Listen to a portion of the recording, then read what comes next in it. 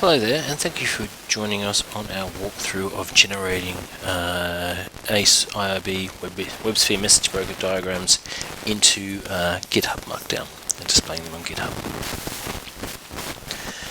As part of building information for analysing ACE and IIB projects with SonarQube, we collect a lot of information about the code and your project architecture. At the end of running the analysis of your code, we generate a HTML page that allows you to better understand your projects. We generate a set of HTML, image, and JavaScript files. You still need a web server to render these pages.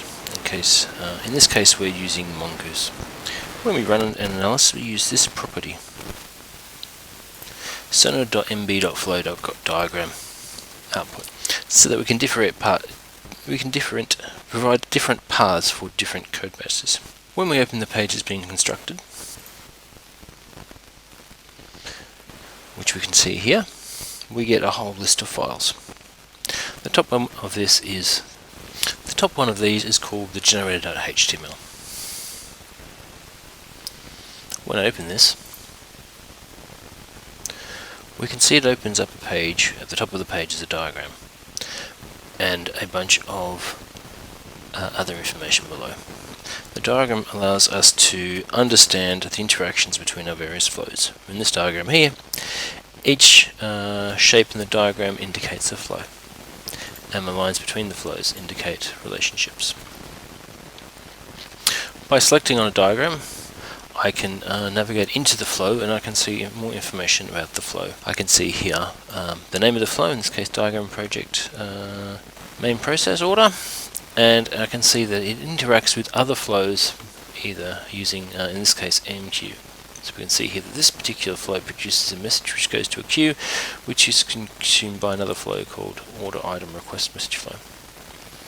We can also see some other information such as the notes or documentation of the flow, and also if we're enabling collection of flow statistics when we run our test cases, the information the information about how long the particular flow took and how much time was consumed by it. We can also pan and zoom our diagram and scroll. Below we have additional summary information. In this summary information we can see we've got a collection of the flows, or a list of all the flows available. So in this case here we can jump into the flow and it gives us that same summary that we got before from navigating from the diagram. This gives us some information about the individual flows. We've also got some information about flows as a whole. If we are collecting statistics, some information about the nodes in the flow, all the nodes, a summary of all the queues and the flows they're used in, and some other information such as Kafka consumers, information about IMS requests, all the SQL statements that we found, all the data sources in the project, any properties, common SQL methods, Java, stored procedures, and a bunch of other information about our architecture.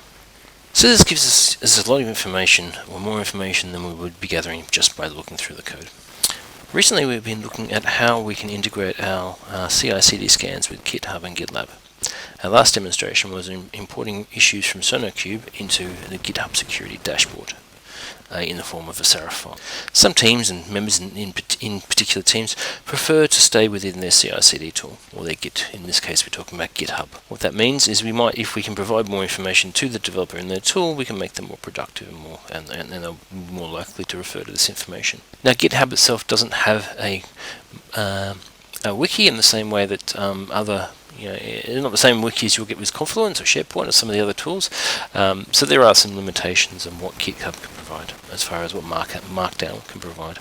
So Markdown doesn't allow the same sort of customization that you might get with a fully fledged website or web page that we've got here, but it does have some advantages and some functionality.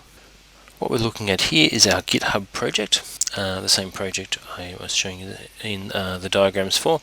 And in this case here, we're generating the diagrams using GitHub Actions into GitHub. So if I jump into here, this is one we previously run. This is our wiki. We can see here a whole lot of pages that have been generated. Now GitHub doesn't have the ability to have to segregate pages by namespace, or to folders, structures, or anything like that. So unfortunately, we've had to put them all on the sort of the top level. We've got our home page. In this case, this home page is just purely for navigating our diagrams, but your home page might be a bit different. And in our home page, I've added a link to our generated page. So when we jump into our generated page here, we can see some very similar information in the diagram than what we saw on our generated HTML page. Now we notice here I've lost the scroll, I've lost the ability to pan and zoom. It's just because GitHub doesn't have the same functionality as far as allowing support for, say, JavaScript or dynamic pages. So we're still able to see a high level view of our diagram, but we don't have the same functionality that you would get with our HTML rendering. Again, we've got the ability to list all our flows. In this case here, it's just a markdown table. No one knows here it's not as good at scrolling, unfortunately. So we'll be able to scroll down to our bottom of our page, and we can see the same sort of information in the table. Again, we're able to see other information such as statistics, list of all nodes, queues being used and where they are, which flows are being used in, Kafka consumers. This is the same information we were looking at with our HTML page. In this case here, we've extracted all common methods we could find, just to provide the ability for people to understand their code a bit better and have a look bit as far as a dictionary of available functionality. So if I look here and jump into this page here, we can see that we're using the wiki markdown style for SQL, which also pertains to ESQL. And we can see here this is an ESQL from our source code, which has been identified as like a common piece of functionality. Again, here we've got the ability to jump into our diagrams, or jump into our pages. In this case here, I'm jumping into a flow. There's queue. Ability to see some information around.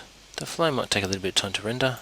Around the flow, we see here, so we've rendered the flow here. We can see that the flow doesn't interact with anything. And we've got a summary of the nodes, and a summary of the statistics, and a little bit of a notice for the people consuming this page that this page was auto-generated. So there's not a lot of value in overwriting or updating any values on this page, because they'll get thrown away and overwritten next time the CI/CD job works or CI/CD job runs.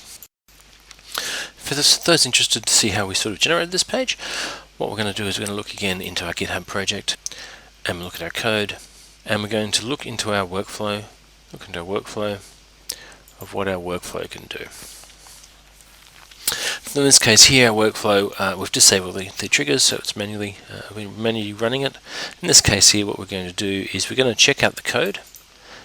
In this case here, we're going to stipulate where we want the code checked out to, because what we're going to do is we're going to have two checkouts here. We're going to have one which is going to be the code, which we're going to use as a base to run our center analysis and to drive our generation of our diagrams from. And the other thing is we're going to check out the wiki page. So we're going to check out the wiki itself as a source code and call it wiki. We're then going to run our analysis using our ACE-enabled SonarQube image, or our SonarQube enabled ACE image. We're going to run our tests. We're going to generate, and at the end of it, it's going to generate our security report, which we're using in that previous demonstration to upload security into the security dashboard, or security issues into the security dashboard. And then we're also going to generate a diagram, which is a little bit debugging what we generated. So after generating a diagram, what we're going to do is we're going to populate our wiki with our wiki changes. In this case here, we're going to change into our wiki, which is our checked out wiki pages, which is a GitHub project. We're then going to copy in. We're going to remove any existing generated content. So in this case here, we know the types of files we're generating. We're generating things called flowdiagram.markdown and ESQL code.markdown. So what we want to do is we want to remove any existing ones, and we're also going to remove any SVG files and I said the markdown files in that particular folder. What we're going to do then, then what we're going to do then is we're going to copy across the markdown and copy across the SVG files into our wiki project. We're going to identify ourselves as a user to log in, as a user to commit and push changes to Git, which is in this case our wiki. We're going to add our markdown and our SVG files. We're going to add any updated files from the case where we generate the same files, and then we're going to commit and push those files into our wiki. those, and that's at the point where the wiki will start showing us our pages. Now, when we run it, what we'll see in our actions, we'll see these flows running, or this GitHub flow running in this case here. Just provides a little bit of debugging. We can see we're running our process. At the end of it, we can see that we're running our test, and we can see that we're generating. We can see that we generated a. Let's have a look. Sorry, not this one here. We can see here in this one, we run the generate diagrams. We see we've generated. We've run our report. We're running our report. We're generating our SonarQube analysis. And at the end of it, we can see we're generating the documents, telling it where we're going to. So we're going to the GitHub diagrams. In this case here, we can see now we've got a GitHub diagrams folder in our code base. Our wiki changes involve, and there'll be debugging to show us all the files that we've been created. And then we can see that we're pushing them 55 file changes into GitHub to repopulate or to save our wiki update. So thank you for joining our little walkthrough. Hopefully you found something useful. If you do want to reach out to us, I'm available on our email, which is richard@bettercodingtools.com, or via our webpage, bettercodingtools.com. Thank you, and enjoy the rest of your day.